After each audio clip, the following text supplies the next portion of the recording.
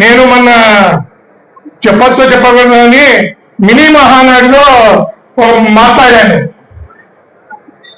ఏమని మాట్లాడినాను?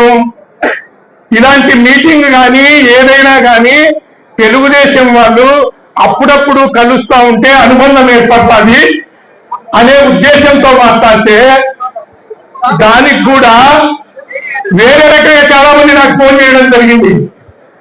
నేను ముందే చెప్పాను మాట్లాడేటప్పుడు, ఇది విమర్శ అనుకోవద్దు ఫిరోజ్ అని. ఫిరోజ్ కూడా చాలా చక్కగా లేచి లేదన్నా అర్ధరాత్రి 12 గంటలు ఫోన్ వచ్చినా కూడా నేను సమాధానం చెప్తున్నానని చెప్పడం జరిగింది.